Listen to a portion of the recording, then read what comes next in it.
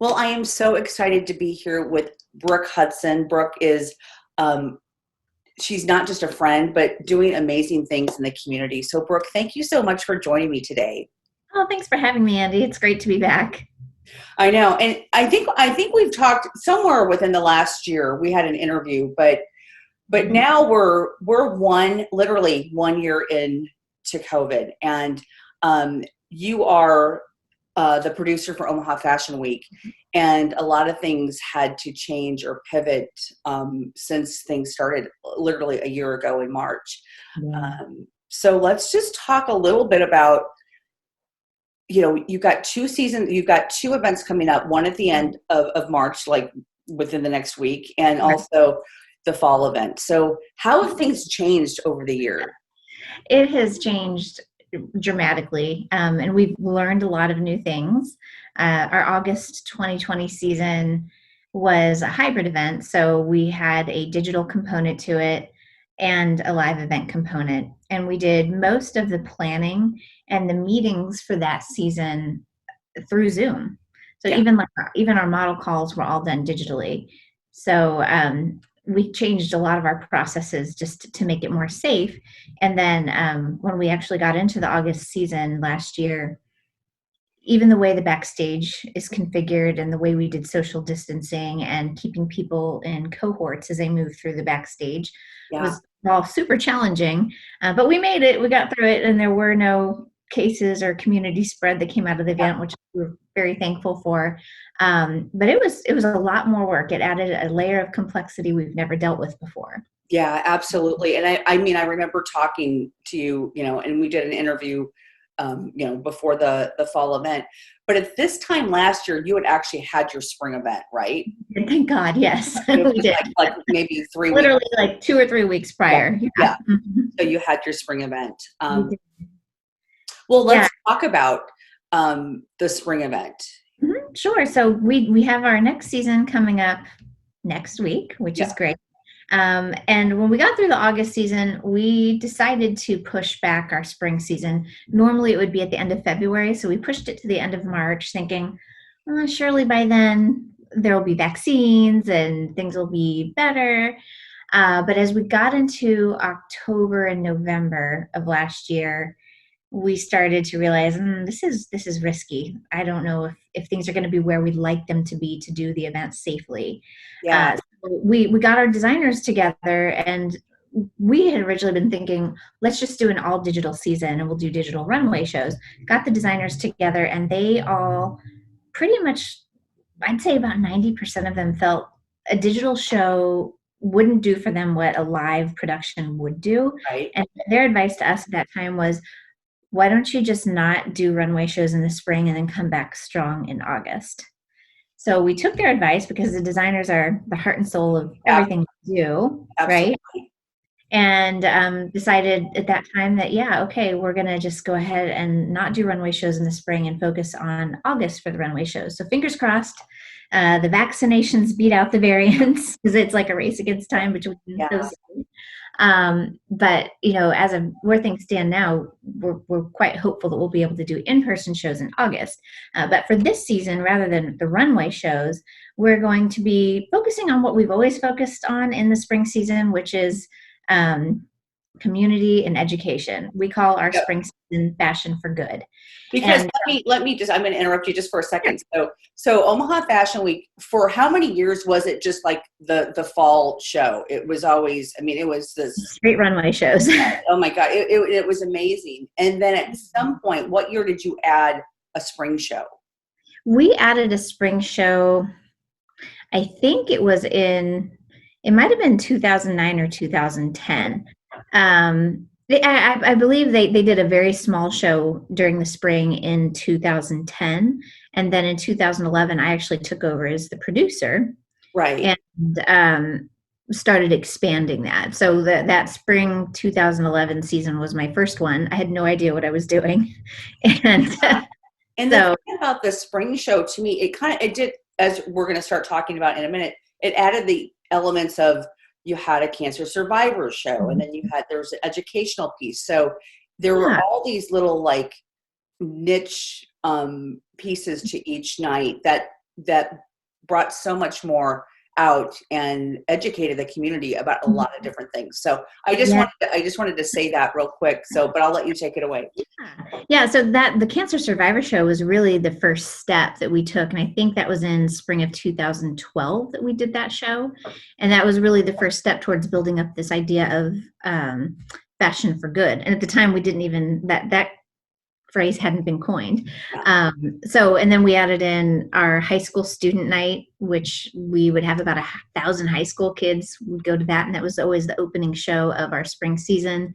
And then we most recently added the UNL student showcase, so all their juniors and seniors get to show their big projects, and that's just one of the most visually interesting shows that we do, because the creativity there is just infinite, and they're working on these projects, so they're not being driven by commercial potential. They're literally being driven by art and inspiration, and it's a great one to see.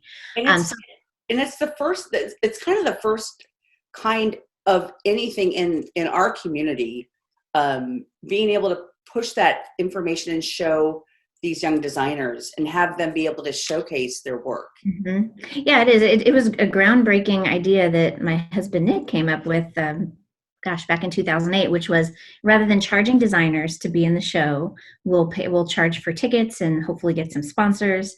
And that way it democratizes the whole industry here for our fashion designers, because most of them are starting out. They don't have the funds to produce their own show or to get into a big show. So we make everything free for our designers and even take them through a 6-month training process leading up to each season. So they're well prepared for the runway, they know what to expect, and they have a good experience. And hopefully afterwards sell some clothes and make some money. That's ultimately what we want them to do.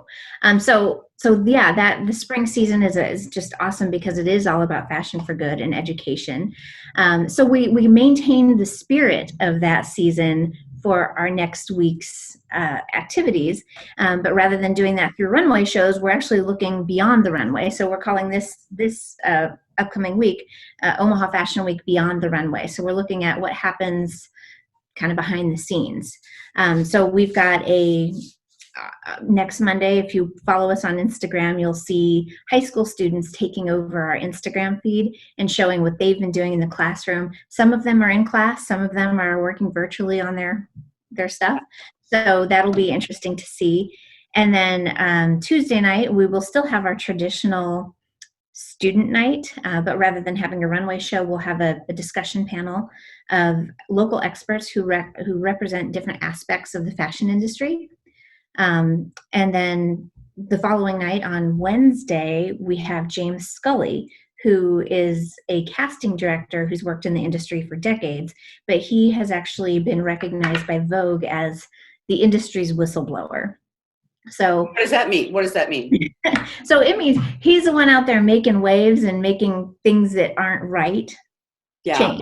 So things like, for many years, I think starting in like the early 2000s, we were seeing models like age 14 to 16, and they were being mistreated. Yeah. Working long hours or working in unsafe conditions, being discarded by the industry. And so he spoke out and actually called brands and people out by name for what they were doing.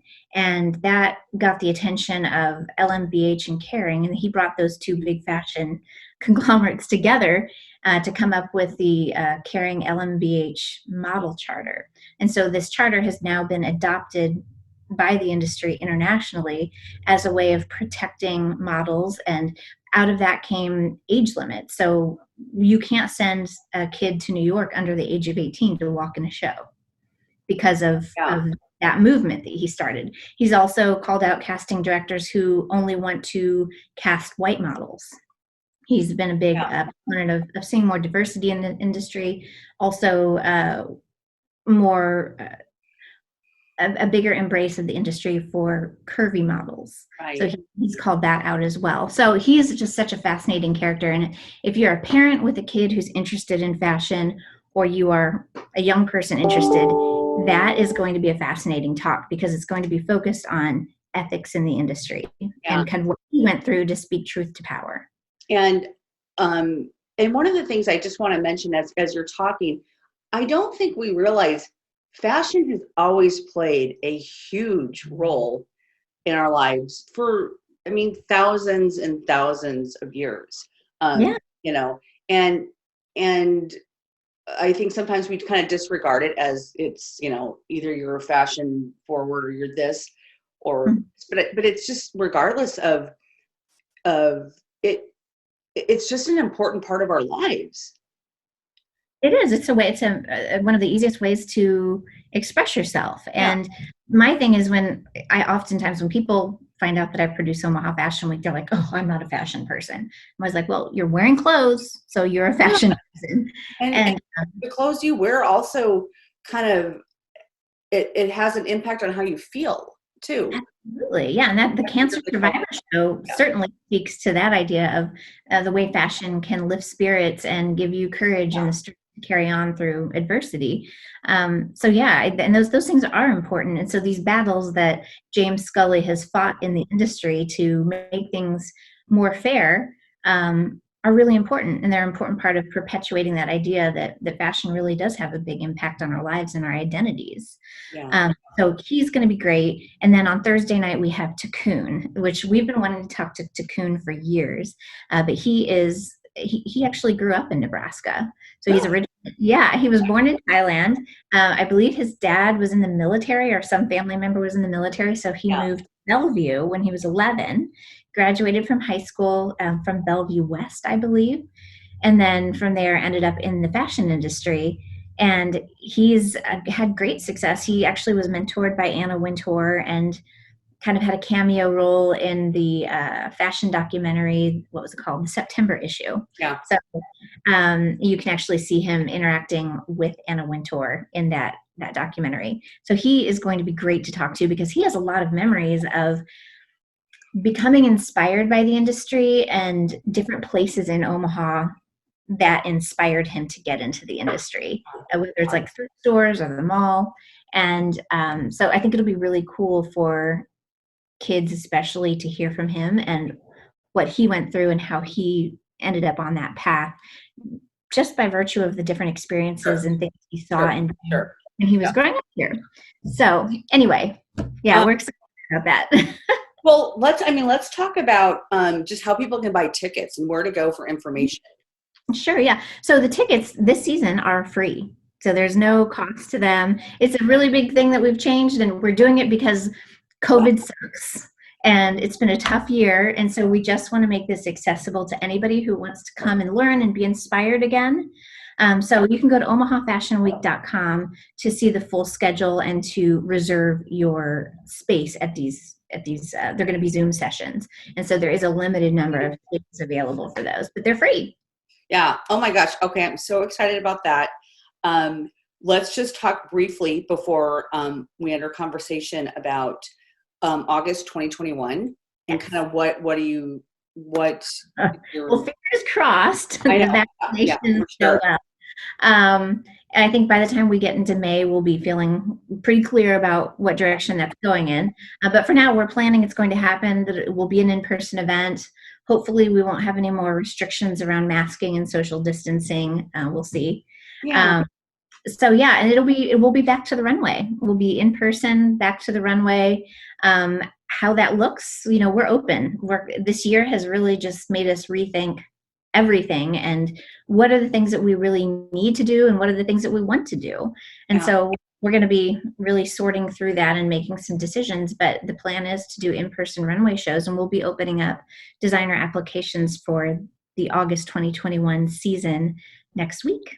Okay. Well, again, I mean, I've gone to, I don't know how many Omaha Fashion Week events. Probably as many as I have. And they're always amazing. And it really is about the designer and shining a light. These are artists, these are creators, and these are people that, the world needs these individuals. And that's just our life. It's all about creation. So I will for sure have you back here soon, Brooke. Great. So thank you so much for joining me today. Thanks, Andy. Take care.